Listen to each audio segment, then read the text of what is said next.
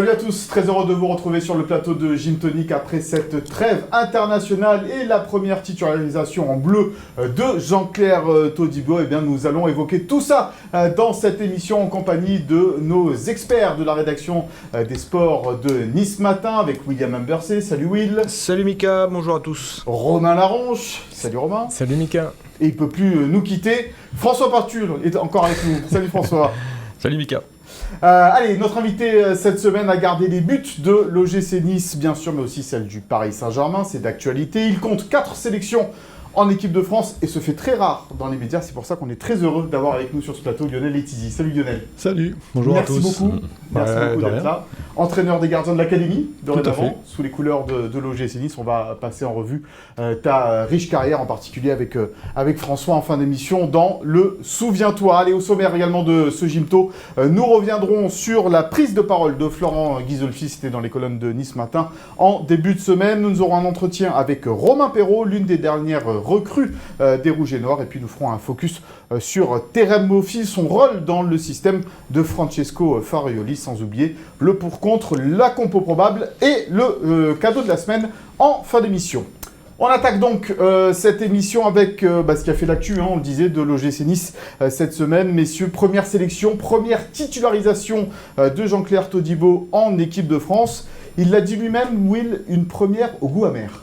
Ouais, vraiment. Parce que déjà, c'était une belle surprise qu'il soit appelé dans un premier temps et deuxièmement, qu'il puisse être titulaire sur ce deuxième match. Même si c'était un match amical, c'est pas trop dans l'esprit de Didier Deschamps de faire une grosse rotation, surtout en défense. Là, il y avait quelques blessures, Upamecano un peu touché. Il avait l'occasion donc avec William Saliba de se montrer.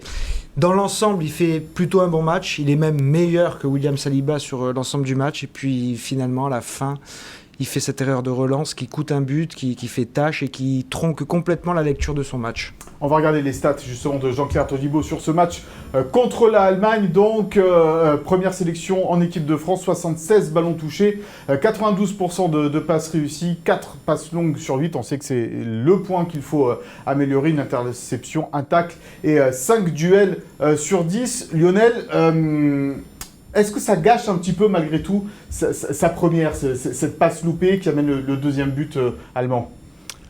Sûrement, il l'a dit lui-même, ça lui laisse un goût amer. À ce niveau-là, les erreurs, il vaut mieux éviter. Et c'est vrai que, comme l'a dit William, ça gâche son match parce qu'il fait un bon match dans l'ensemble. Mais au très haut niveau, une passe à l'adversaire derrière, c'est payé cash, quoi. Donc c'est dommage pour lui. Ouais, dommage pour lui. Romain, il n'a pas été très aidé non plus par la composition d'équipe, on va dire, de Didier Deschamps, avec un Pavard en difficulté, Saliba qui ne savait pas trop où il était, et puis des attaquants en berne aussi. Donc c'est vrai que c'était pas un match facile pour débuter en bleu. C'est sûr, c'était une équipe remaniée. Après, sur le premier but, il est fautif, mais il est fautif comme l'ensemble de la défense. Ils sont tous dépassés. Lui, il est dépassé. Il y a une riche qui est devant lui.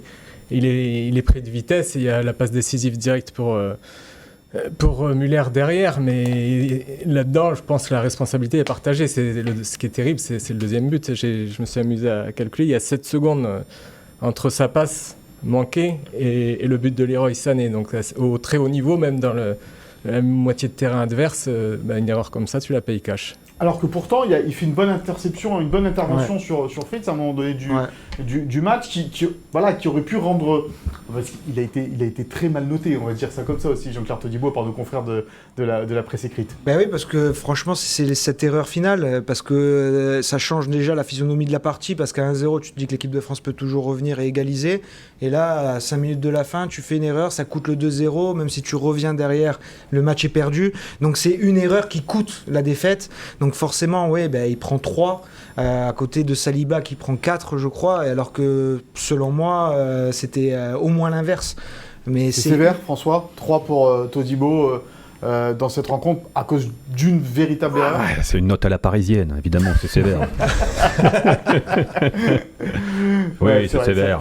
Lionel, on ne va pas remuer le couteau dans la plaie, mais tu as fait aussi, tu as connu ce genre de sélection difficile, on va dire ça comme ça, ce fameux match face à la Russie. Comment on se remet de ça derrière? Alors il est jeune, et toi aussi tu avais rejoué derrière d'ailleurs en équipe de France, donc il y a le temps, il ne faut pas non plus trop en faire peut-être. Non, l'avantage pour lui, c'est que voilà, il a joué ce match-là, il joue vendredi contre Paris, il va rejouer vendredi prochain contre Monaco, donc là il va être focalisé sur ces 2 matchs. On a fait une erreur, il faudra adapter, mais il ne faut pas tout remettre en cause, continuer, il est sur le bon chemin. Donc il a juste à continuer ce qu'il fait de bien jusqu'à présent.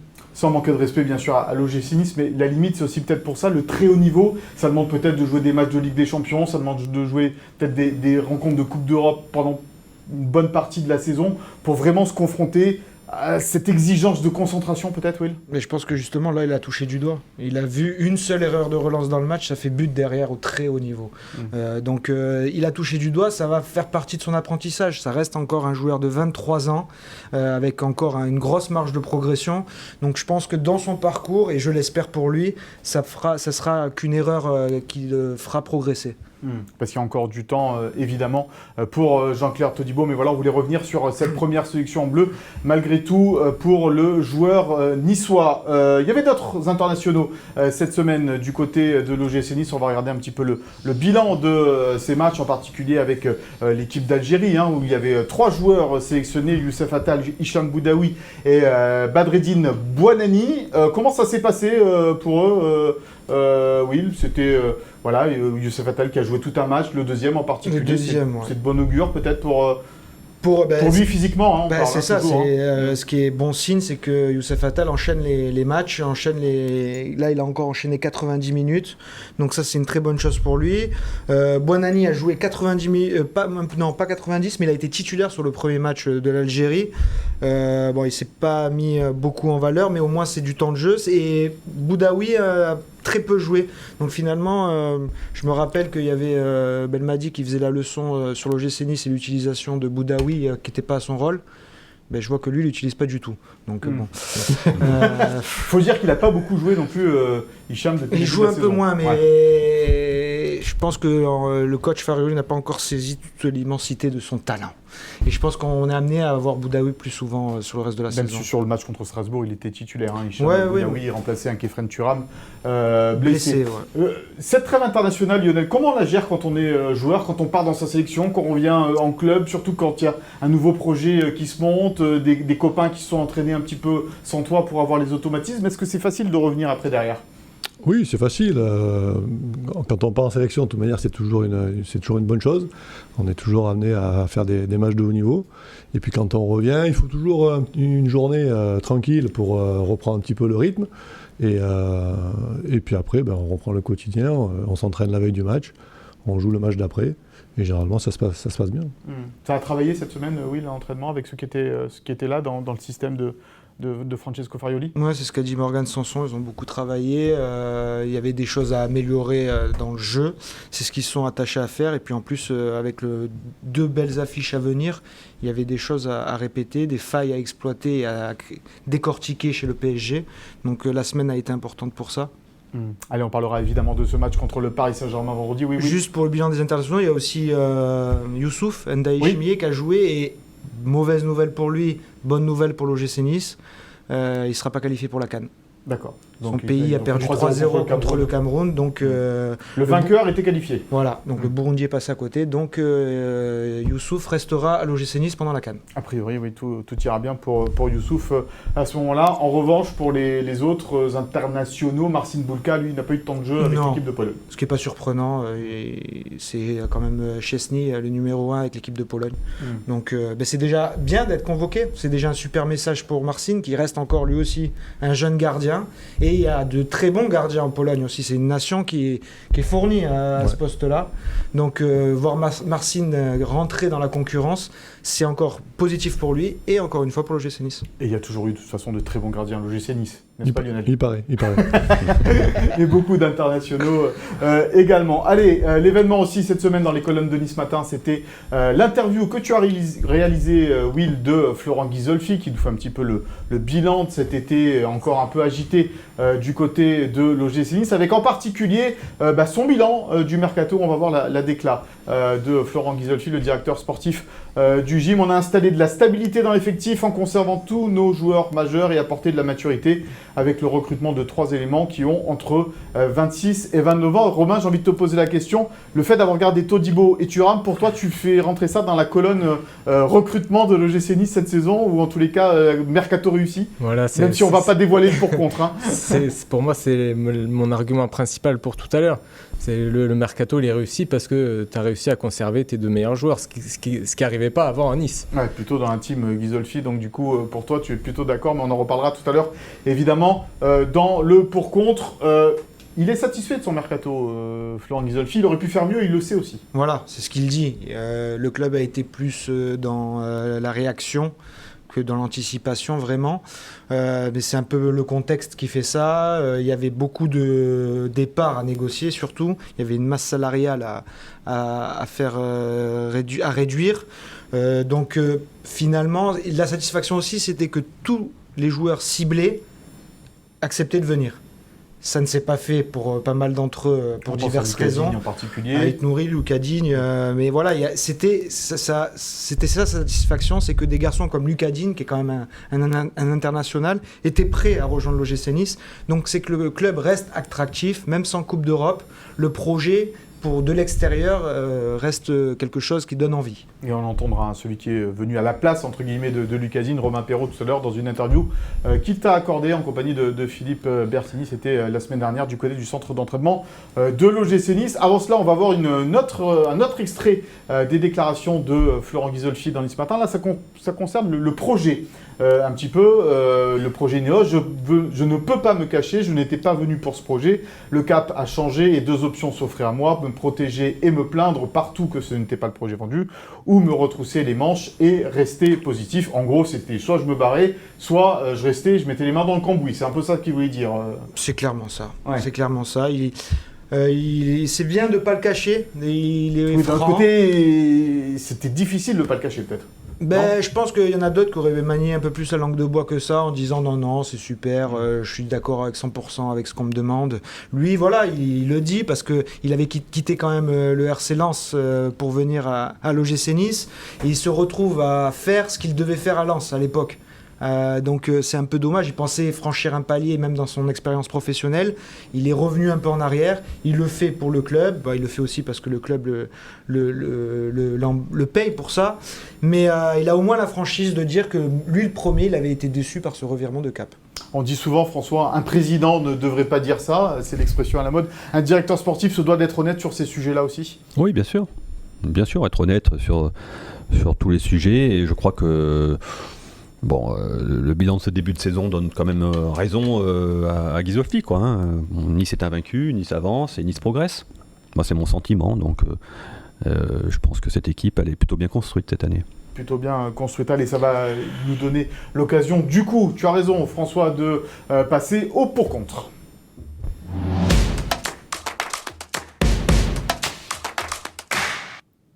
Et donc c'est la question, est-ce que cette équipe de l'OGC Nice est bien construite? Est-ce que le mercato a été réussi? Tu as commencé ton argumentaire, Romain, tu vas pouvoir le continuer. Voilà, pour moi il est clairement réussi, mais je vais pas dire qu'il est réussi parce qu'ils ont fait venir Boga sans Perrault, on n'en sait rien, on verra, il faut laisser le temps. Il est réussi pour 3 autres raisons. La première, donc, comme je disais tout à l'heure, c'est le fait d'avoir su conserver Thuram et Todibo. On les annonçait toujours en début de mercato, des offres à 40 millions d'euros, les grands clubs et tout ça. Donc on ne s'attendait pas forcément à ce que l'OGC Nice parvienne à les conserver, surtout sans Coupe d'Europe. La deuxième chose, c'est Florent Ghisolfi qui l'a évoqué dans l'interview qu'il a donnée à William. Et là, on peut être, je pense que d'accord avec lui, il a réussi à faire partir 13 joueurs. Il fallait dégraisser, il y avait tellement de... En fait, il a payé les pots cassés du mercato complètement manqué l'an dernier. Et dans ces 13 départs, il a réussi à faire partir des gars... qui n'avait plus d'utilité pour Nice, Schmeichel, Barclay, Dolberg qu'il a réussi à vendre, c'est un exploit. Stengs, il a réussi à le revendre 6 millions d'euros, c'était pas gagné non plus. Et le troisième point où je lui donne satisfaction, c'est ce qu'il disait dans une des phrases qu'on a retenues. Il y a aussi l'apport de joueurs d'expérience. Il a ciblé des joueurs. On va voir s'ils réussissent, mais des joueurs qui sont expérimentés à la Ligue 1 et qui devraient améliorer les jeunes de l'effectif. Et là-dessus, je pense qu'un effectif qui est équilibré, c'est ça. Tu peux pas avoir que des jeunes, tu peux pas avoir comme l'an dernier que des gars de 35 ans. Et voilà, il faut lui laisser de temps. Et puis les 3 joueurs qu'il a fait venir, c'est des joueurs qui étaient quand même en première ligue ou en Serie A, donc qui ont l'expérience du haut niveau. Des joueurs expérimentés. Oui, là toi. Moi, je suis d'accord avec beaucoup de choses que dit Romain, mais si je vais dire contre, c'est pas contre Florent Ghisolfi, c'est plus contre Ineos, en fait. Parce que je trouve que finalement, sur ce mercato, Ghisolfi n'a pas jamais pu faire ce qu'il voulait à cause de l'héritage qu'il a reçu d'Ineos et de ce mercato complètement affreux de l'été dernier. Et cette année, il a dû encore négocier la sortie de Dolberg qui était toujours là, faire partir pas mal d'indésirables. Schmeichel qui est resté jusqu'au dernier moment, là encore, il n'a pas été aidé parce que peut-être que Ineos, qui l'avait fait venir, aurait pu faciliter aussi la sortie de Kasper Schmeichel et donner un peu plus de moyens à Florent Ghisolfi pour ce mercato. Au final, le mercato, c'est plutôt pas mal, c'est cohérent ce qui arrive, mais pour moi, c'est pas un mercato made in Ghisolfi à 100%. Il n'a pas pu exprimer toutes les idées qu'il avait, et je pense notamment à Lucas Digne qui était prêt à venir. Ça montre quand même qu'il a un sacré pouvoir de persuasion, Florent Ghisolfi. Et voilà, et je suis juste désolé de pas vraiment voir le max que peut faire ce directeur sportif. Alors Lionel, je ne vais pas te prononcer évidemment sur le mercato de l'OGC Nice, mais à quel moment juge-t-on justement qu'un mercato est réussi ou pas? En fin de saison, ça? Voilà, c'est pas compliqué. Mais maintenant qu'il y a le mercato d'hiver, on peut réajuster aussi. Donc, Ouais, mais généralement, c'est un peu bâtard le mercato d'hiver. C'est jamais là qu'on fait les gros coups. De toute manière, dans une saison, le plus important, c'est le mercato. C'est pas compliqué et on juge à la fin. Le football, c'est ça. C'est à la fin, le classement, on est 3e, mercato réussi. On est 8e, 9e, mercato raté. Quand tu étais au Paris Saint-Germain, tu en as vécu des mercatos agités. Ouh là là. Avec des joueurs qui arrivent à l'appel, on ne sait pas trop, des Brésiliens, des choses comme ça. Non, mais c'est vrai que c'est comme tu le dis, un mercato, c'est le moment clé d'une saison, quoi, aujourd'hui. Ah, ben c'est vrai, c'est hyper important. C'est là qu'on construit l'effectif. Plus on a de bons joueurs, plus l'effectif est équilibré, et plus c'est facile pour l'entraîneur. Donc, qu'est-ce qu'on fait au mercato? On prend les meilleurs joueurs possibles et on essaye d'équilibrer l'effectif. Donc, c'est très très important. Ça me fait penser à un argument supplémentaire. C'est vrai que le mercato d'hiver, c'est toujours difficile. Et pourtant, l'OGC Nice, le dernier mercato d'hiver, tu fais Mofi et Youssouf. On voit aujourd'hui l'apport qu'ils ont dans l'effectif, l'importance qu'ils ont dans l'effectif. La synthèse, François, une fois que tu as écouté tous ces arguments, pour toi, mercato réussi ou pas? Qui a raison entre Romain et Will? Moi, c'est un peu un pour-pour, de toute façon. Alors.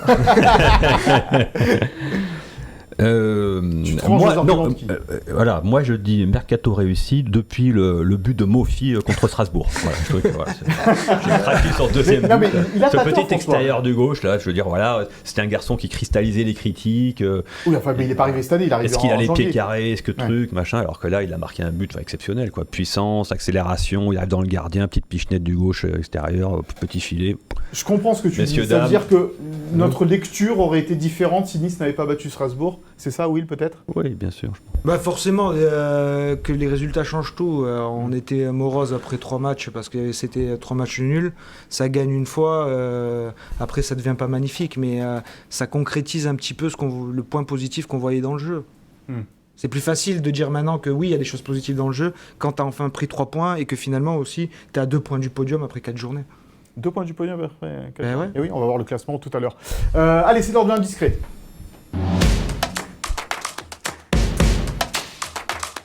Et cet indiscret, c'est un peu la synthèse de nos premiers thèmes dans cette émission, puisque ça concerne et Jean-Claire Todibo et le mercato. Ouais, on savait que Jean-Claire Todibo, il a eu pas mal de courtisans cet été, Manchester United, Naples aussi.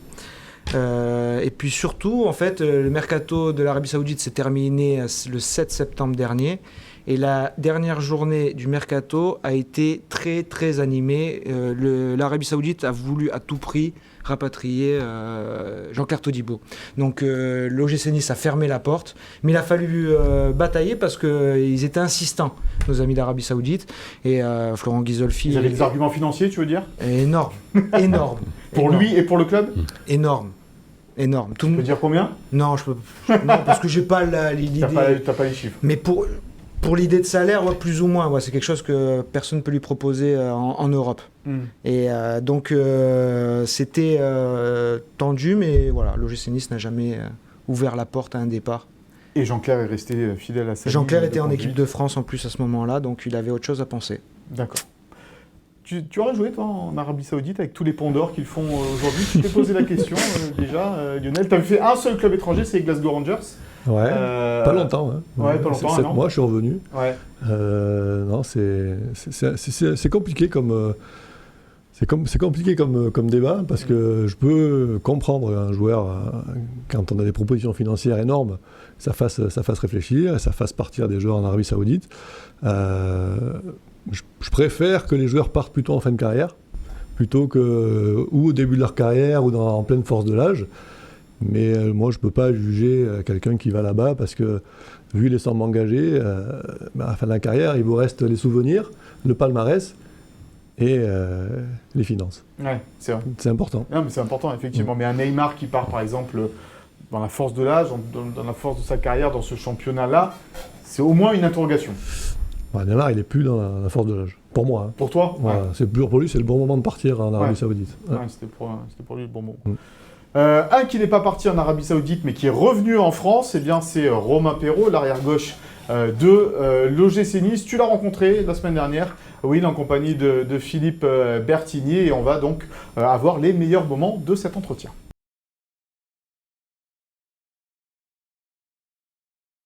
On a eu des premiers échanges au fin de mercato hivernal 2023. Voilà, donc bon, c'était juste des premières discussions au début. Puis après, en juin également, j'ai eu Flo au téléphone, j'ai eu le coach Farioli au téléphone également. Donc non, c'était juste un intérêt commun de travailler ensemble. Je pense que voilà, je savais que le club cherchait à ce poste-là, cherchait un profil comme le mien. Donc et je pense que ça s'est fait après naturellement parce que il y avait des valeurs un peu communes, notamment l'humilité, le travail. Honnêtement, j'ai tout de suite adhéré au projet et puis voilà, après les choses, bien entendu, ont mis du temps à se faire, mais ça s'est finalement fait, ouais.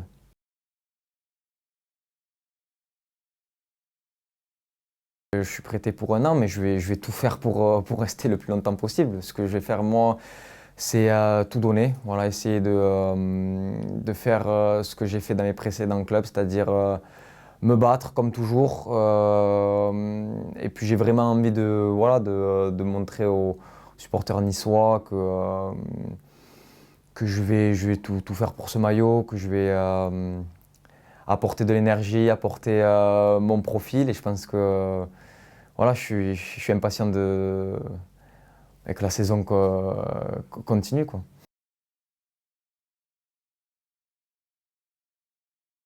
Ça s'est très très bien passé, bien sûr, et je pense que voilà, il y aura une concurrence, bien entendu, et vous savez, la concurrence, c'est bon pour tout le monde. Il faut souligner que, bien sûr, Melvin fait de très très belles prestations en ce moment, donc il va falloir que je me gagne ma place, c'est comme ça, ça fait partie du jeu, ça fait partie du foot. Moi, je suis là pour intégrer un collectif, il va falloir que je fasse mes preuves, comme partout où je suis passé. Mais voilà, je pense que c'est toujours bien qu'il y ait un peu de concurrence, de compétition entre chaque joueur. Et voilà, la réalité, c'est que quand tu arrives dans un club, il ne faut pas croire que tu viens ici pour jouer, parce que je pense que voilà, ça serait manquer de respect à tout le monde. Et moi, je viens avec beaucoup d'humilité, juste essayer de gagner ma place. C'est tout ce que je peux faire.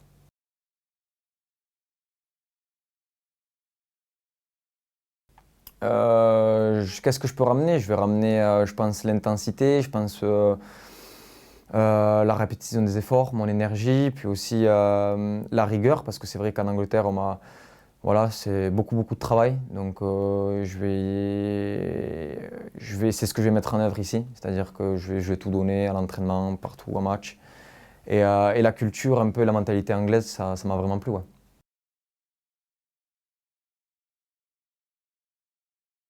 C'est l'une de mes qualités, les frappes de loin. J'ai eu la chance aussi d'en mettre avec Southampton. J'ai mis 5 buts en 2 ans. Donc bien sûr, ça fait partie de mes points forts. Je pense qu'il faut que je continue à capitaliser là-dessus, c'est-à-dire amener des centres, amener du danger offensivement, frapper au but. Voilà, ça fait partie de mon jeu et je vais pas mettre le frein à main de ce côté-là.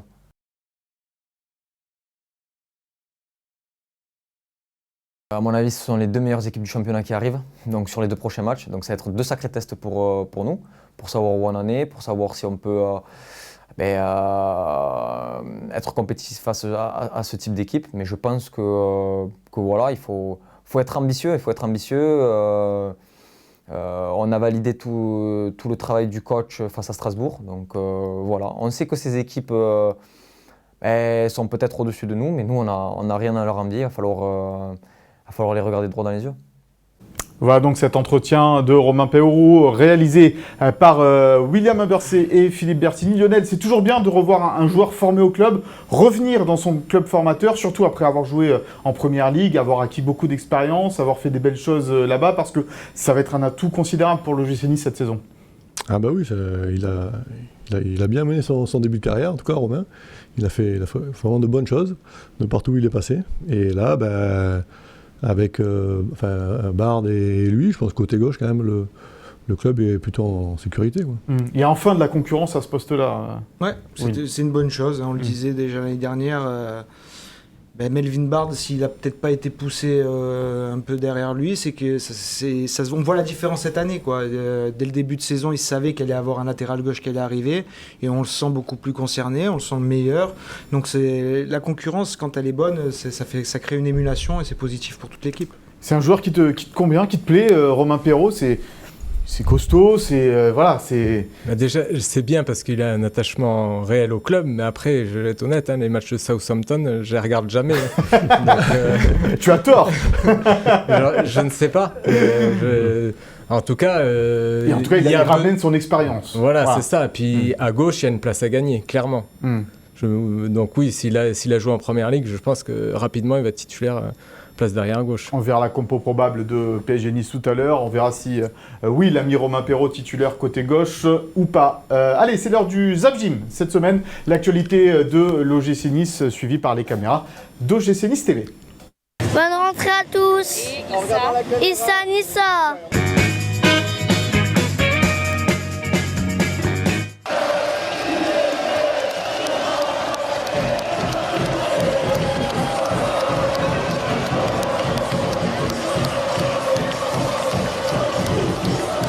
Il n'y avait pas de risque. Ciseaux unanime. Monsieur Saint-Jean, Manon, Si je devais en garder qu'un seul cette saison, ce serait celui de l'OGC Nice. Le retour d'un équipementier historique qui ressort son maillot template années 70. C'est absolument réussi et c'est vraiment une pièce qu'un supporter niçois peut acheter et sera ravi de remettre dans 10 ans, dans 15 ans. Enfin voilà, celui-là, il est intemporel et il est hyper classe. Allez, moi je pars avec celui-là. Il y a 10 ans, le 22 septembre 2013, nous étions déjà tous ici pour inaugurer l'Alliance Riviera. 10 ans plus tard, nous avons rendez-vous pour fêter l'anniversaire de l'Alliance Riviera. Il faut que nous fêtions tous ensemble ce formidable anniversaire de l'Alliance Riviera. J'ai l'honneur de recevoir le trophée de l'ancien Aiglon. Le club organise ça, c'est vraiment top et ça me fait chaud au cœur justement de recevoir ce trophée parce qu'on a vécu de belles années ici. Défenseur élégant, intraitable, il a fait les beaux jours de l'OGC Nice. Un tonnerre d'applaudissements pour Maxime, le Barça.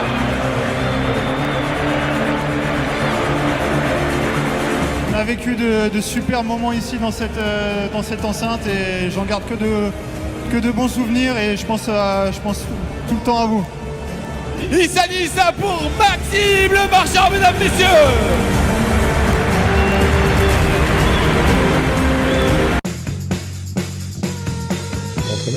Voilà donc pour ce Zap Gym que vous pouvez retrouver en intégralité sur les médias de l'OGC Nice. Allez, on va passer à l'avant-match donc de cette rencontre au sommet entre l'OGC Nice et le Paris Saint-Germain. Ça sera vendredi soir du côté du Parc des Princes. Lionel, c'est toujours un match spécial, toujours spécial d'aller jouer au Parc. Ah bah oui, c'est sûr que déjà jouer au Parc, c'est spécial. Et pour Nice, encore plus, parce qu'il y a une petite rivalité. Donc ce serait bien d'aller faire un résultat là-bas. Voilà. La capitale contre le Sud. Quand tu affrontais, toi, l'OGC Nice au Parc des Princes, c'était aussi un match spécial pour toi ? Au Parc, non, c'était pas... Non, parce que quand on est Dans un match, on prépare le match, normalement c'est plus spécial quand on retourne. Moi quand je suis revenu jouer au Ré, là oui c'était particulier parce qu'il y a beaucoup de souvenirs qui revenaient. Mais non, au parc, non, c'est juste le plaisir de jouer au parc parce que moi je trouve que c'est un stade magnifique. C'est le meilleur stade de France pour toi aujourd'hui ouais, pour après l'Alliance Riviera. Ouais, non, franchement, le parc, c'est... Ouais, il y a une ambiance particulière. C'est quelque chose, c'est toujours chaud. C'était encore mieux à l'époque de Lionel. Voilà. Il y avait au parc. Il y avait vraiment les supporters, les ultras, c'était... Oui et non, on va tempérer quand même. Je parle niveau ambiance, moi. Oui, niveau ambiance, c'était un peu chaud aussi entre les deux tribunes, parfois. Non, mais je parle de football, spectacle et ambiance qu'il y avait. Moi, je me souviens du 2002, j'avais fait le déplacement avec la Populaire, la remontée. C'était la meilleure ambiance de France au parc. Franchement. Il y a eu quelques banderoles dans les années 90 au parc. Enfin bon, bref. Non, mais ça, on va pas revenir là-dessus. C'est pas le débat. Le débat, c'est donc ce match contre le Paris Saint-Germain. On va regarder le classement de cette Ligue 1. Donc après 4 journées, comme l'a dit Will tout à l'heure, l'OGC Nice est 8e au classement, mais à 2 points seulement, comme tu l'as dit, du podium. Du coup, ce qui on relativise du coup les 3 premiers matchs pour les Niçois. Mais ça bonifie surtout. C'est une victoire qui bonifie les 3 premiers points pris. Parce qu'on le dit toujours dans le football, un match nul, c'est pas vraiment une bonne opération parce que tu marques qu'un point. Et donc faire 3 nuls et perdre, ça revient à faire 3 points en 4 matchs et c'est forcément un mauvais bilan. Alors que dès que tu gagnes, ça fait 6 points en 4, là ça devient plus correct. Cette équipe du Paris Saint-Germain, Romain, qui n'a pas encore totalement impressionné dans le jeu depuis le début de la saison, mais il faut dire qu'il y a beaucoup de joueurs qui sont arrivés au fur et à mesure. Il y a eu Mbappé qui avait été un peu mis de côté au départ. Et là, ils vont s'avancer avec la grosse armada, quoi. Ouais, après, il y a quelques petites incertitudes. Là, sur Asensio est blessé, par exemple. Asensio, Mbappé qui n'a pas joué en équipe de France. Bon, je pense qu'il sera là vendredi. Mais après, c'est vrai que c'est peut-être le bon moment aussi pour Nice d'aller jouer... Paris, retour de trêve internationale avant un match de Ligue des Champions. Mais oui, clairement, sur les dernières prestations, depuis qu'il y a Mbappé, Dembélé, c'est plus la même équipe que celle de la première journée. Et ces 2 équipes invaincues.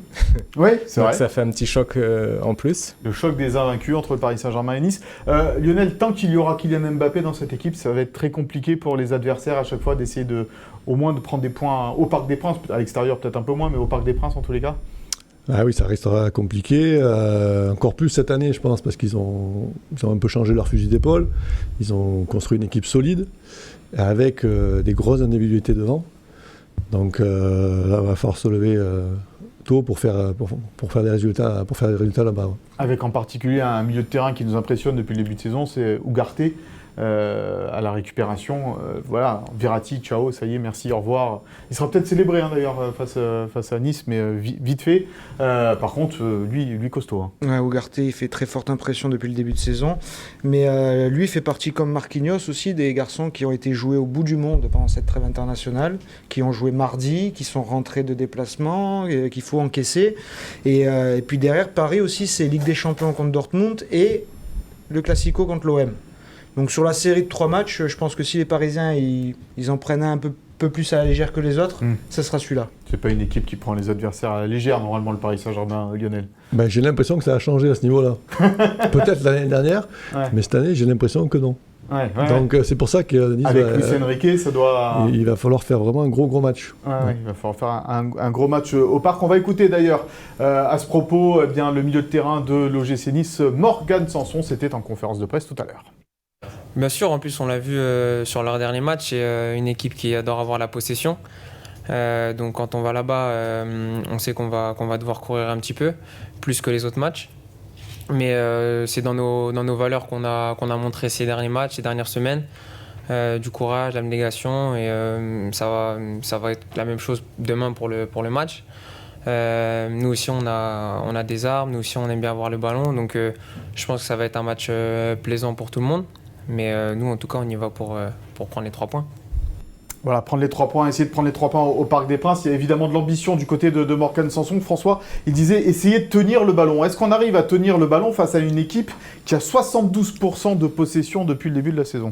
Oui, ça va être évidemment compliqué. Justement, Morgan Sanson tient un rôle important dans la tenue du ballon de l'OGC Nice. Il a livré de bons matchs. Il peut, je pense, encore faire mieux dans sur la durée d'un match, sur la continuité. D'être plus constant. Oui, plus constant, et je pense que c'est justement un garçon très important dans le dispositif de Francesco Farioli. La clé du match pour toi, Romain, ça sera quoi? Contenir d'abord les assauts de Mbappé, mais ça, on le sait qu'avec Todibo et Dante, par exemple, c'est possible. Ah bah c'est la force du gym, c'est sûr, sa défense. Mais oui, l'arme numéro 1 du PSG, ça l'apprendre à personne, c'est Mbappé. Après, prendre les 3 points, c'est vraiment ambitieux. Déjà, ce serait pas mal. Mais but de Mofi au parc. Toi, tu sens un but de Mofi. On va en parler dans un instant de Terem Mofi, justement. C'est vrai que l'atout numéro 1 de l'OGC Nice pour l'instant, depuis ces 3 dernières saisons, en tous les cas, c'est la défense. Et on a vu, lors des matchs contre le Paris Saint-Germain, même si la défaite l'an dernier au parc est assez cruelle, avec ce dégagement de Kasper Schmeichel sur la tête de Melvin Barr, qui arrive à peine à remettre le ballon en jeu, et derrière, dans les arrêts de jeu, quasiment, il y a but. Là, il faudra faire peut-être un peu plus attention, parce que l'OGC Nice aime bien repartir de derrière. Mais si les Parisiens font le pressing qu'ils ont l'habitude de faire, ça risque d'être un peu compliqué. Oui, mais c'est pas pour ça que l'OGC Nice va changer son projet de jeu. Je pense qu'ils avaient déjà eu un peu cette adversité face à Lille, qui était allé les chercher vachement haut, qui les avait gênés. Donc est-ce que l'OGC Nice a progressé dans son jeu depuis la réception de Lille? Je pense, et c'est le moyen de le montrer aussi. Puis je pense que finalement, avoir une équipe qui ouvre le jeu en face, qui est joueuse comme toi, ça sera plus facile de trouver des espaces que face au bloc bas que tu as affronté en début de saison. Et je pense que même que le PSG, 72% de possession, oui, mais en jouant que contre des blocs bas. C'est la première fois qu'ils vont vraiment jouer une équipe aussi joueuse qui va chercher, elle aussi, à prendre le contrôle du ballon. Un joueur d'espace, c'est Terem Mofi et c'est notre focus de la semaine.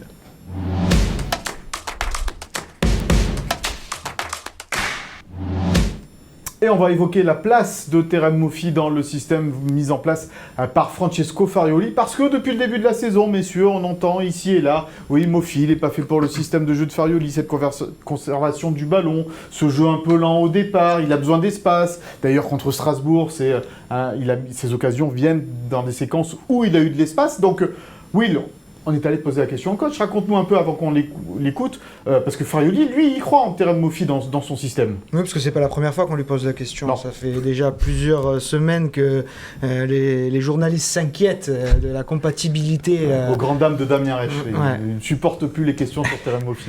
S'inquiète de la compatibilité de Mofi dans le jeu Farioli. Et en fait, ce qu'il explique, le coach, c'est que bien sûr qu'il a besoin dans un moment, dans son équipe, de joueurs de profondeur. Il ne faut pas avoir un jeu stéréotypé. Le tout après, c'est de l'utiliser, de trouver le bon moment, le bon timing dans la passe, le bon timing dans la prise de profondeur pour que ça fonctionne. Et je pense, je partage son point de vue là-dessus, c'est plus cette question-là aujourd'hui qui est à peaufiner, à travailler à l'OGC Nice, c'est trouver le bon timing pour lancer Terem Mofi. Parce qu'après, je me souviens l'année dernière, là on rentre dans PSG Monaco, et je me souviens que la saison dernière, le match où on a le plus vu les qualités de Terem Mofi, c'était contre Monaco, où il a pu prendre cet espace dans les profondeurs. Avec un doublé qui avait rendu fou Disasi. Voilà, et avec 2 bons ballons, avec un bon ballon, je me souviens surtout de celui de Kefren en une touche dans la profondeur. C'est un peu ça qui manque, et on l'a vu contre Strasbourg. Todibo lui a fait un bon ballon dans la profondeur, au final ça fait mouche. Il sait faire Terem Mofi, et peut-être qu'il est un peu plus en délicatesse avec le jeu de possession, mais sa prise de profondeur sera une arme importante pour le jeu de l'OGC Nice. Allez, avant de te demander ton avis, Lionel, là-dessus, on va écouter le coach de l'OGC Nice, Francesco Farioli, sur Terem Mofi et son système de jeu.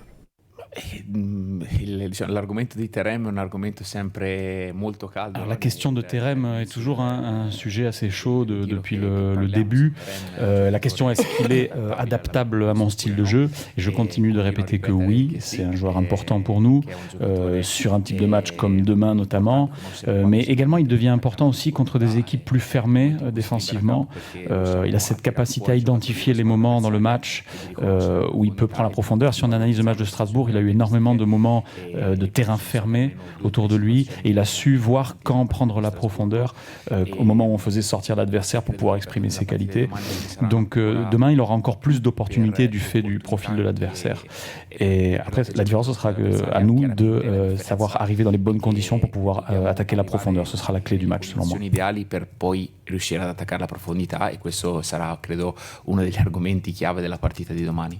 Mi permetto di aggiungere soltanto una cosa, perché quando poi parliamo del... Et je me permets d'ajouter une chose, lorsqu'on parle des caractéristiques de Terem, cette question des espaces et d'attaquer la profondeur, j'aurais ajouté qu'on a la chance d'avoir 2 joueurs en attaque qui sont très forts pour prendre des espaces même très courts quand il y a des petits espaces, à savoir Evan Guessant et Terem Moffi, qui ont cette capacité de prendre les espaces dans le dos de la défense sur de très courtes distances, donc on doit savoir exploiter ça. Et l'occasion contre Strasbourg était dans cette dynamique-là, une occasion, un très beau ballon de Morgan que Terem a su prendre sur une très courte distance et créer des occasions comme poco ceci. spazio per attaccare la profondità, una bella palla di Morgan, di Sanson e una chiara occasione da gol.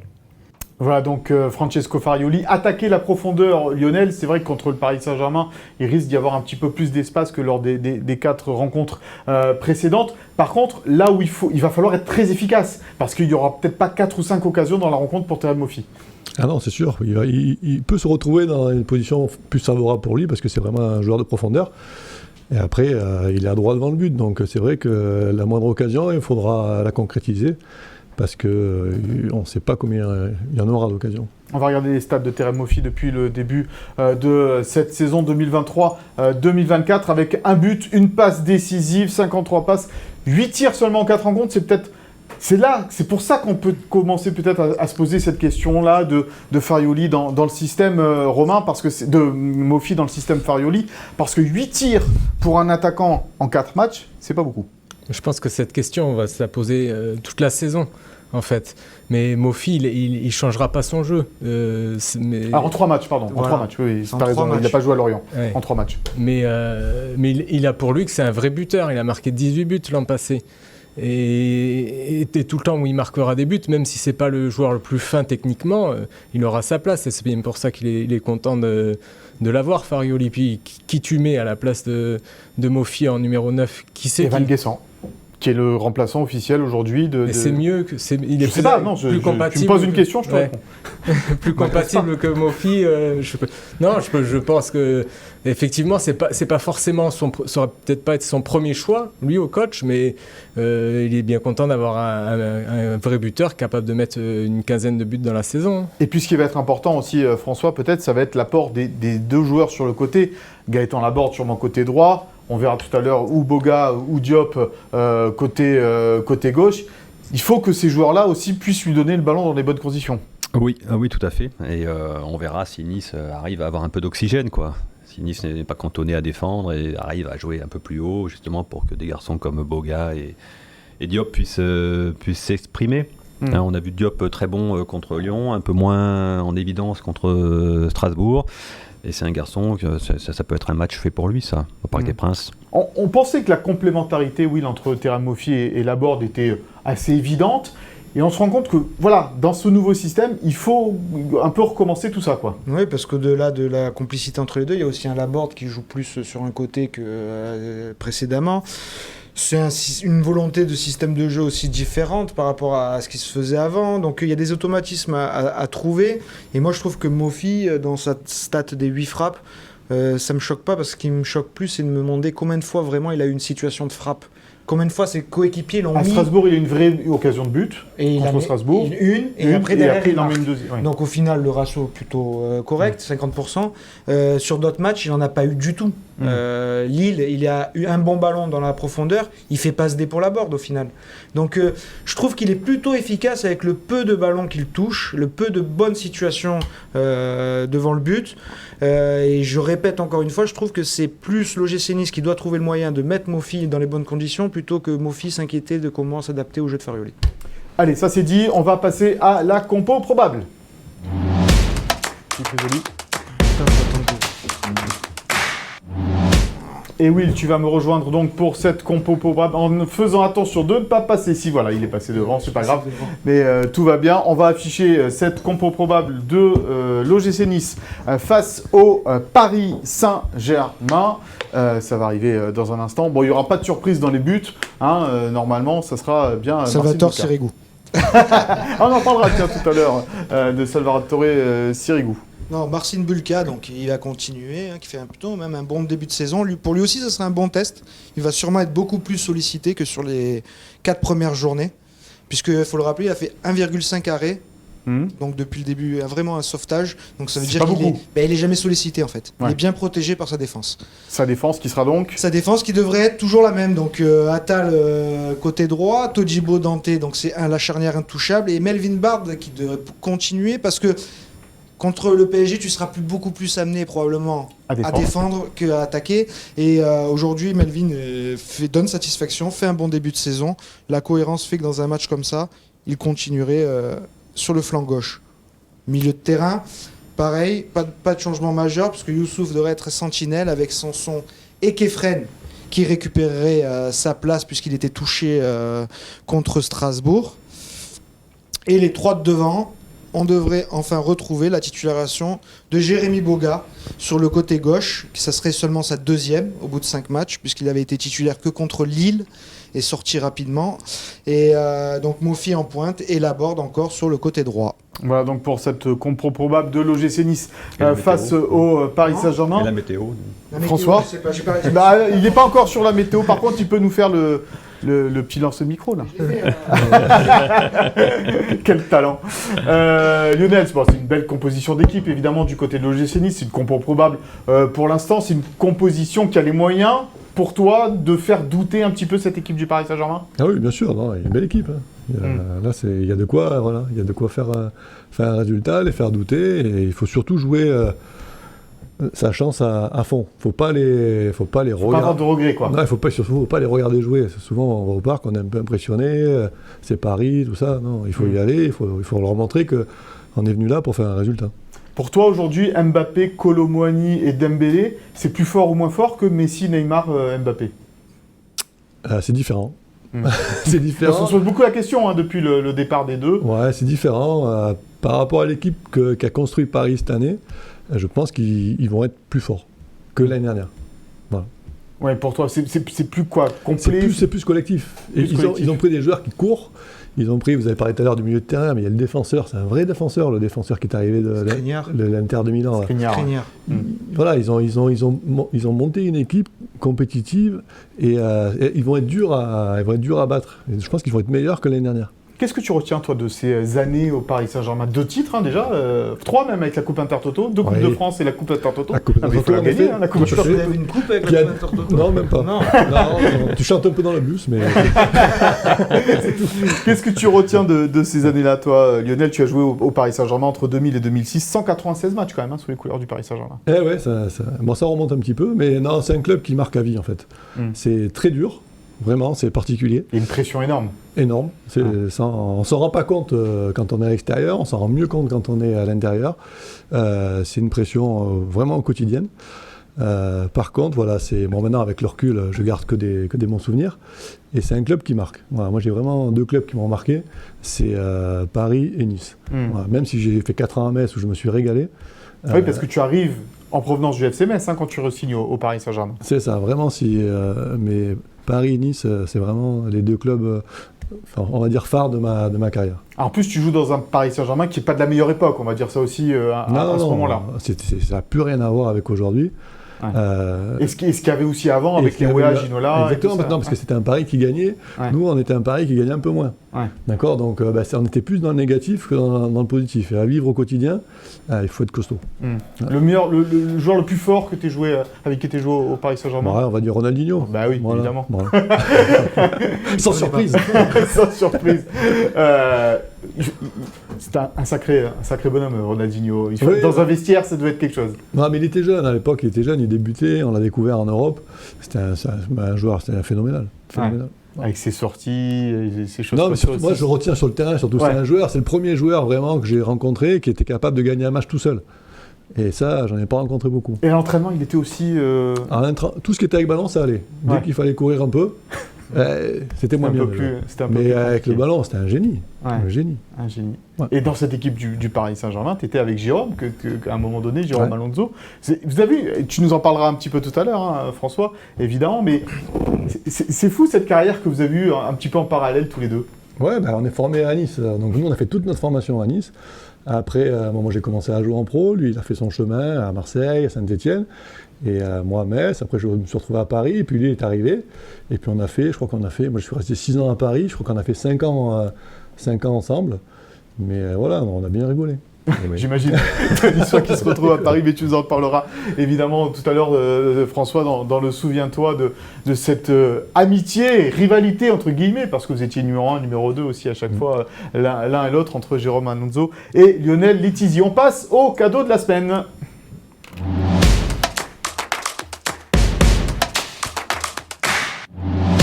Et ce cadeau, je l'ai dans les mains, c'est un magnifique ballon dédicacé par toute l'équipe de l'OGC Nice. C'est le cadeau à gagner cette semaine et pour cela, eh bien, il faut pronostiquer le score du match entre l'OGC Nice et le Paris Saint-Germain, donc vendredi soir au Parc des Princes, avec le nom des buteurs s'il y en a et le petit hashtag Gymtonic sur nos réseaux sociaux. Voilà, à gagner le ballon dédicacé par toute l'équipe de l'OGC Nice. Je ne peux pas vous montrer le partenaire, mais il est magnifique. Ce ballon, il fait partie de ces nouveaux ballons reçus par le club et on remercie, on l'a chambré un petit peu tout à l'heure, mais on remercie Damien Reich pour ce petit cadeau sympa. C'est l'heure du Souviens-toi. Allez, on y va.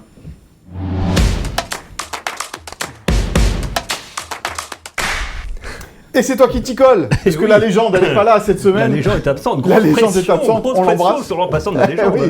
Alors, il faut que tu fasses mieux qu'Antoine Delgoulet, qui en avait rien compris à son match. À son Souviens-toi. À son Souviens-toi entre Nice et le Paris Saint-Germain de l'époque. Ouais, donc Lionel, là, oui. sur Lionel, ça devrait être un peu plus facile. Gardien de Metz, bien sûr, gardien du Paris Saint-Germain, gardien en bleu aussi. Mais pour moi, Lionel, tu restes d'abord le gardien de mes rêves, c'est-à-dire le gardien de la montée en 93-94 du gym en première division, au Stade du Ré, il y a 30 ans. Déjà. Nous étions jeunes et beaux, enfin surtout toi. Et voilà, c'était l'équipe du président Boïs, l'équipe du coach Albert Raymond, l'équipe des collés, Marsiglia, Ant, Salimi, Crétier, Gioria, Genesio, Mej, Mathieu, Bucher, Sanjak, Chaouch, Martin, Vanucci et tous les autres que j'ai oubliés, je m'excuse auprès d'eux. Et il se trouve qu'à Nice, les grands gardiens, à l'époque, poussaient aussi facilement que les citronniers dans les cours et les jardins.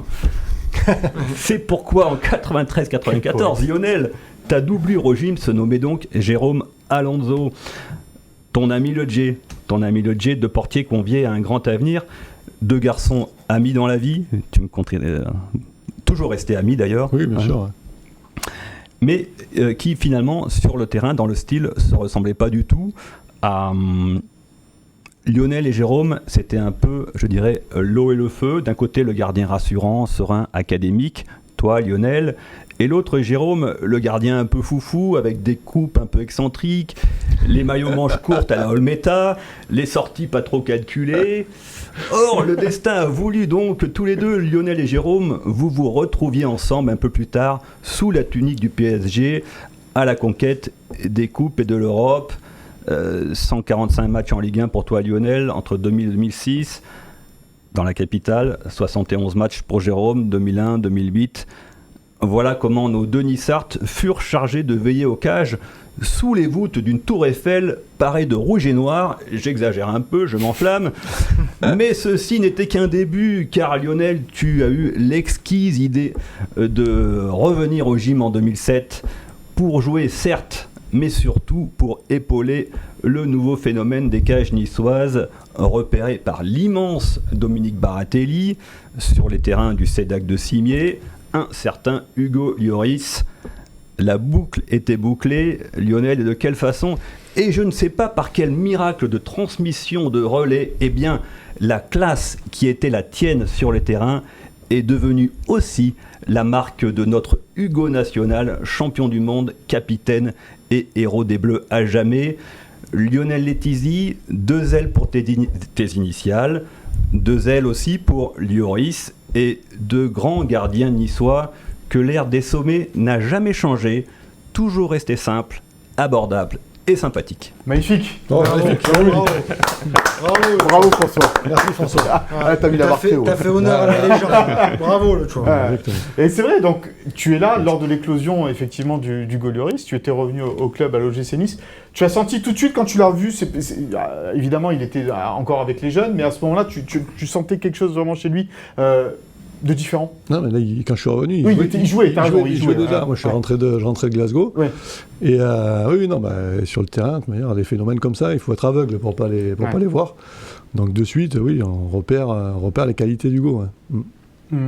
Et du coup, donc toi, tu t'es fait plus ou moins cette idée de revenir numéro 2 dans ton club, ça ne te dérangeait pas? Non, moi c'était clair. Moi, je venais de résilier mon contrat à Glasgow. Et je sors du bureau de Glasgow et j'ai mon agent qui m'appelle, il me dit ça s'est bien passé, tout ça, ouais, on a résilié. Et il me dit tu peux pas rentrer à Nice parce qu'il y avait Damien Gregorini qui était doublure d'Hugo à l'époque. Il devait partir à Nancy, je crois. J'ai dit ouais, pas de souci. Ça s'est fait très, très rapidement. Donc je venais vraiment pour être numéro 2. D'ailleurs, quand je suis arrivé ici, j'ai eu une discussion de suite au bout du premier jour avec Hugo, où j'étais très clair. J'ai dit moi je viens pour être, en cas où il y a un problème, je suis là, mais t'affole pas, je vais pas te mettre de pression, je vais rien. C'est toi le numéro 1, tu vas jouer tranquille. Et je pense que ça l'a rassuré. Et puis je suis resté comme ça, on a fait 1 an et demi. J'ai eu l'occasion de jouer quand il était blessé, des trucs comme ça s'est toujours bien passé. Et puis après, j'ai fait la même chose avec David Ospina. Ouais, parce que sur cette période-là, tu joues quand même 44 matchs avec l'OGC Nice entre 2007 et 2011. Donc, 44 matchs, c'est plus qu'un numéro 2 quand même. Oui, Hugo, je crois qu'il avait été blessé une fois, 2 mois, j'avais joué quelques matchs. Et puis après, David, il était arrivé, mais comme il était un peu jeune, on m'a demandé de faire le début de saison. Ouais. Donc j'avais fait le début de saison jusqu'en décembre. Et puis après en décembre, David avait pris le relais, moi je m'étais effacé, mais c'était prévu comme ça, c'était clair, donc j'avais fait ça. Je l'ai fait parce que c'était Nice. Oui, c'est ça. Et j'aurais fait, nulle part ailleurs, j'aurais fait ça. Donc je l'ai fait parce que c'était Nice. C'était chez toi. Ouais, exactement. Si je ne me trompe pas, ton dernier match, c'est le Nice-Lille demi-finale de Coupe de France. Tout à fait. Je suis parti... 3-0 non? Non, 2-0. Après, c'était hasard. C'est le gros Lille, c'est le Lille qui allait être champion et on fait le doublé. Champion en Coupe de France. Ouais. À l'époque. Voilà. Effectivement, avec Eden Hazard, si je me souviens bien. C'est dommage, tu aurais bien fini sur une petite coupe. Je préférais finir au Stade du Ré qu'au Stade de France. Après, dis ça aux supporters. Moi, perso, donc... Et là, c'est vrai qu'on en parlait cette semaine, mais Hugo, qui entre guillemets n'a jamais failli revenir, voilà, vas-y, Will. Il pourrait faire la même, Hugo, comme Lionel a transmis le relais à Hugo. Peut-être qu'un jour, Hugo transmettra un peu plus le relais à Marcine, concrètement. C'est Florent Ghisolfi l'a redit dans cette interview, c'est une idée qu'ils ont dans le coin de la tête. Ouais. Mais revenir en numéro 2, parce qu'il a encore des choses à montrer, Hugo. Peut-être c'est plus compliqué de revenir dans la peau d'un numéro 2 encore pour l'instant pour lui. Ouais, je pense qu'il peut jouer encore au niveau quelques années, et puis il va jouer tard. Enfin, s'il le souhaite, Hugo, il va jouer tard. Il va jouer plus de 40 ans, normalement. Donc, il pourra revenir à 40 ans. Ouais. Mais là, pendant 4 ans, en tout cas, moi, je lui conseillerais de jouer encore en numéro 1 en tous les cas. Ouais, numéro 1 dans un bon club. Parce que pour un bon club, je dis pas que Nice, c'est pas un bon club. Non, on a compris, mais avec pas un Marcin Bulka dans les pattes, quoi, en gros, qui est quand même très fort. Non, puis on l'a vu, il a eu des bons clubs. Il a eu la Lazio, il y a eu des clubs comme ça qui se sont intéressés à lui, c'était encore cet été. Ouais. Et là, le dossier du deuxième gardien, Will, Salvatore Sirigu, qui a laissé depuis milieu de semaine dernière. Ils vont prendre une décision, comme l'a dit le coach, sûrement en début de semaine prochaine, mais il coche beaucoup de cases, Salvatore Sirigu, pour son expérience de la Ligue 1, son français-italien. Il peut faire presque un adjoint pour Francesco Farioli, en plus d'être un bon soutien pour Marcin Bulka. Donc ça ne me surprendrait pas que ça se fasse vraiment. Physiquement, il est apte aujourd'hui ? Oui, parce qu'il s'était blessé l'année dernière au tendon d'Achille. Ouais, mais la saison d'avant, il avait quand même joué 37 rencontres. Donc c'est pas non plus quelqu'un qui est au repos depuis X années. Il n'est pas à la retraite. Et s'il n'y avait pas eu cette blessure, ce serait quelqu'un de très, très en forme encore. Un petit mot, Lionel, sur ton boulot aujourd'hui à l'OGC Nice, en particulier en charge des gardiens de l'académie. On parlait de la transmission, cette fameuse transmission que tu avais commencé avec Hugo. Tu continues là avec les jeunes gardiens du gym. Ouais, c'est ça. Moi, ça fait 12 ans que je suis entraîneur des gardiens. Moi, j'ai fait quelques années avec les pros. Là, depuis 4 ans, je suis avec la formation. Mais c'est pareil, on essaye de faire progresser tous ces jeunes gardiens. On essaye de les amener le plus haut possible en espérant qu'un jour, ils passent dans un groupe pro, et puis après ce sera aux entraîneurs professionnels de les prendre en main, de les faire continuer leur progression. Mais au quotidien, c'est beaucoup de travail, beaucoup d'implication, Mais moi, je prends beaucoup de plaisir à le faire en tout cas. Il y a une école de gardiens à l'OGC Nice, parce qu'on a toujours dit, on a toujours formé de bons gardiens à l'OGC Nice, des gardiens internationaux. C'est réputé comme ça dans le monde du football, l'école de gardiens de l'OGC Nice? Alors oui, nous, on a une bonne réputation, parce que moi, je pense qu'on travaille, on travaille bien, on est bien structuré. Bon, on est quand même 6 entraîneurs de gardiens. On s'occupe des débutants jusqu'à maintenant le groupe élite. Et voilà, on travaille, on a une ligne de conduite, on se connaît tous, on échange beaucoup, on travaille vraiment dans des bonnes conditions aussi. Donc il y a de quoi faire. Après, voilà, il y a aussi des bons gardiens au centre d'information. Après, il faut laisser le temps. Nous, on est vraiment sur le long terme, c'est-à-dire qu'on est vraiment dans le développement du gardien de but. Et voilà, après, c'est un travail quotidien, mais c'est plaisant. Ton regard sur celui qui est pour l'instant encore numéro 2 de l'OGC Nice, Teddy Boulendi, que tu as eu certainement en formation aussi. Quel regard tu portes sur lui aujourd'hui? Moi, Teddy, c'est moi qui l'ai fait, quand j'étais avec les pros, c'est moi qui l'ai fait monter. À l'époque, il y avait Walter, il y avait Cardi, il y avait Clémencia et Teddy qui arrivait. C'est un gardien, ça fait maintenant 4 ans qu'il est avec le groupe pro. Il travaille, il évolue, il progresse. Et puis, voilà, c'est un bon gardien. C'est pas... Si demain, je ne sais pas si le club va prendre un autre gardien, mais si demain il doit dépanner en Ligue 1, je pense qu'il est capable de le faire. Aujourd'hui. François, tu voulais rajouter quelque chose par rapport à Lionel? Tu as tout dit? Ah bien... C'était magnifique de toute façon. Merci François. C'est un bel hommage. Là, pour le coup... Ah oui, par contre, il y a juste un truc. C'est Philippe Camps qui m'a demandé absolument, il fallait que je parle de Dominique Baratelli. Eh bien oui, regarde, François, il en a parlé. Il en a parlé aussi. Légèrement, mais c'était justement pour que tu rebondisses. Mais oui, parce qu'on parlait de cette école des gardiens. Parce qu'à l'époque, c'est lui qui m'a entraîné pendant une saison à Doumé. Ouais. C'était en 95-96, avant que je parte à Metz. Oui. Et j'en garde un bon souvenir. Ok. Là, un très bon souvenir. Voilà, c'est spécial dédicace pour lui. C'est le meilleur gardien de but. C'est le meilleur gardien de but de l'histoire de l'OGC Nice. Dominique Baratelli ou c'est Hugo Lloris? C'est différent. Tu vas pas te fâcher là. Non. On va les mettre à égalité. Chacun à son siècle. Ouais. Exactement. Nous, on va dire que c'est Lionel Litizi puisque tu es là, comme ça au moins. Oui, voilà, comme ça tout le monde est content. On n'aura pas de soucis avec toi. Un gardien, Romain, qui a marqué aussi l'histoire de l'OGC Nice, et on voulait lui rendre hommage cette semaine puisqu'il nous a quittés, c'est Dominique Colonna. Voilà, il nous a quittés en début de semaine. Moi, malheureusement, je l'ai jamais vu jouer. Peut-être Philippe Camps. Il nous a dit qu'il n'était pas si vieux, Philippe. Mais bon. Mais il nous a quittés en début de semaine. Il venait de fêter ses 95 ans, donc c'est un Corse. Il est décédé chez lui à Corté. Il était petit par la taille pour un gardien, 1m72, mais grand par le talent et le palmarès.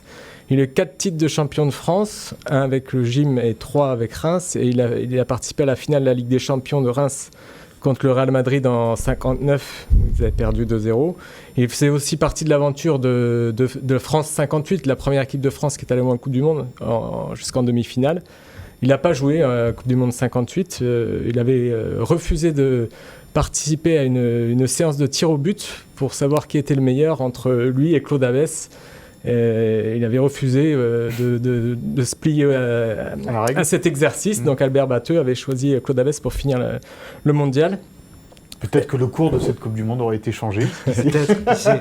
Alors, il a été repéré à Corté. En 1948, il part à Montpellier, en débutant en première division. Rapidement, il part au Stade Français. Il y reste 6 ans, mais la vie parisienne lui plaît guère. Alors, il veut changer de club. En décembre 54, il est contacté par Lyon, qui lui fait une belle proposition à l'époque, 18 millions d'anciens francs.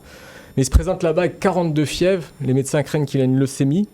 Donc, il ne signera pas à Lyon. Il passera la fin de saison à se reposer. Il va signer à l'OGC Nice l'été suivant, mais en tant que numéro 2. Le gardien titulaire à l'époque, c'est Arabedian. Mais il faut quelques matchs pour se rendre compte qu'il a un talent au-dessus de la norme, et il devient titulaire au sein de cette équipe de Niçois de 1955-56 qui deviendra championne de France et meilleure défense du championnat. Donc c'est le 3e titre de l'OGC Nice. En défense, il y avait Bonvin, Martinez, Pancho González et Poitvin, pour ceux à qui ça parle. L'année suivante, González, ça nous parle. Oui, bien sûr. Et l'année suivante, il restera encore à l'OGC Nice, sera titulaire évidemment. Ils seront pas champions, mais c'est l'année où ils font une belle aventure en Ligue des Champions, où ils affronteront le Real Madrid du grand Alfredo Di Stefano. Ils perdront les 2 matchs, 2 défaites, 3-0 et 3-2 en quart de finale, mais ils auront battu en 8e le Glasgow Rangers. Et donc après ces 2 saisons niçoises, il est repéré, il va à Reims, et c'est à Reims qu'il se constitue son immense palmarès. 2 petites anecdotes quand même. Bien sûr. Elles sont bien ces anecdotes en plus. Ok, je vais... Non, mais quand même, c'était un précurseur. Dans l'école des gardiens, peut-être que Lionel est au courant de cette petite anecdote. C'est un gardien qui s'appelait Julien Darruy. C'était un grand gardien des années 30. Il s'était rendu compte que 9 fois sur 10, un dégagement au pied, ça allait sur l'adversaire. Donc, il lui avait fait travailler la demi-volée. Et comme Colonna, il n'était pas très fort avec la demi-volée, il s'est dit... Peut-être qu'avec le jeu à la main, je vais réussir à placer le ballon. Et ça a été un expert et un pionnier là-dedans. Dans la relance à la main. Dans sa relance à la main. Il était très précis et surtout, il arrivait à relancer très loin le ballon. Donc, il a vraiment fait évoluer le jeu à ce niveau-là. Voilà, et puis donc son après-carrière, il a entraîné le Cameroun, il a été conseiller technique là-bas jusqu'en 1974, et puis il a été connu aussi pour être le premier vainqueur du loto-foot. Alors ça c'est génial comme loto sportif. Extraordinaire. Ah ouais. C'est le premier vainqueur du loto sportif à l'époque, pour ceux qui encore c'était pas. une légende ça. Voilà, il fallait donner 16 bons résultats à l'époque, je crois, après 13. Mais d'abord 16 à l'époque. Et il avait touché 2,3 millions de francs en 1985. Il avait réagi, il dit « Je suis le seul gagnant et ça ne fait que 2,3 millions de Oui, aujourd'hui, c'est vrai que les sommes sont considérables. Et c'était il était visionnaire là déjà. C'était le plus vieil international français. Voilà, donc décédé à 95 ans. Et désormais, c'est Serge Roy, le père d'Éric, qui a 90 ans. Effectivement, Serge Roy, le père d'Éric Roy. Et on embrasse évidemment et on apporte tout notre soutien à la famille de Dominique Colonna et à ses proches. Lionel, merci beaucoup. De rien, merci à vous. Écoute, tu vas être attentif à ce Paris Saint-Germain-Nice, évidemment. C'est le Lionel Letizico. C'est ça. Si on peut dire ça comme ça. Tu reviens quand tu veux, même si je sais que... Voilà, Oui, vous êtes tranquille pour quelques années. Là. Ouais, ça y est, on a fait venir. Lionel, il a fait le job, il est venu, c'était sympa. Merci à toi en tous les cas d'être venu sur le plateau de Gin Tonic. Messieurs, merci beaucoup. François, c'était super. Ton hommage, Romain aussi à Dominique Colonna, c'était top. Will, comme d'habitude. Merci. Du très haut niveau. Nous, on se retrouve... T'as été bon, toi aussi. La semaine prochaine pour parler du derby. Merci à Chloé Vorgard, Sophie Doncé et Philippe Bertini à la préparation et à la réalisation de cette émission. On se retrouve donc la semaine prochaine. Bon week-end et bonne semaine à tous.